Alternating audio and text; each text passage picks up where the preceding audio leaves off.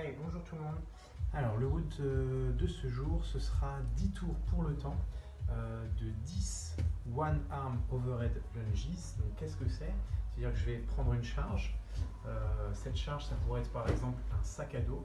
D'accord. Pour ceux qui sont les plus costauds, n'hésitez pas à bien remplir ce sac à dos. Rajoutez-y des livres, des bouteilles comme vous voulez. Vous pouvez facilement aller jusqu'à 10 kg. D'accord. Je vais placer la charge au-dessus de ma tête. Ça pourrait être aussi simplement une bouteille d'eau. Ça dépend ce que vous avez sous la main. Donc je vais placer cette charge tac au-dessus de la tête. Je veille à bien tendre le bras et à activer mon épaule, c'est-à-dire que je repousse activement ma charge vers le plafond. Et donc ensuite, je vais faire des fentes. Il y en a 10 de chaque jambe. Donc ce que je vous conseille, c'est de faire en alterné tout simplement. Hop, de l'autre côté sera mieux. Hop, je vais avancer par exemple la jambe gauche, poser le genou à terre. Je reviens en position neutre et cette fois-ci, c'est la jambe droite qui avance en première. Et je la ramène, ainsi de suite. Ça fait 20 reps en tout, 10 de chaque côté.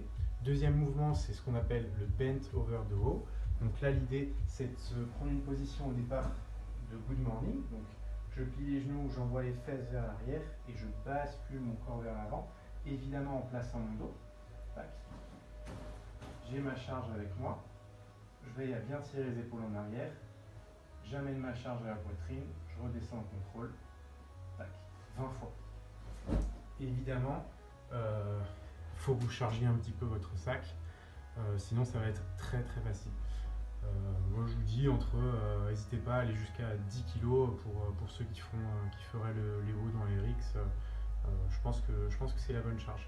Donc avant tout, faites quelques good morning pour vérifier votre positionnement, au niveau du placement du dos surtout.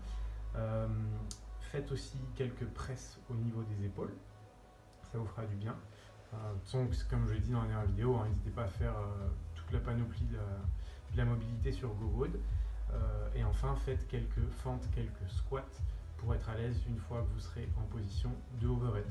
Voilà, il n'y a pas de cap time particulier, faites les 10 tours à votre rythme, veillez à être bien stable sur vos overhead, à trouver les bons positionnements pour ne pas laisser votre charge partir vers l'avant. Comme ce ne sera pas très lourd, ce ne sera non plus pas punitif si vous avez un mauvais placement. Donc voilà, prenez votre temps, peut-être mettez un petit peu de côté l'intensité, prenez votre temps pour vous assurer que votre bras il reste bien aligné, que votre poignet reste bien aligné avec votre épaule et votre hanche et que vous ne le laissez pas partir vers l'avant. Voilà, c'est tout pour moi, je vous souhaite une bonne journée et un bon vote. Ciao.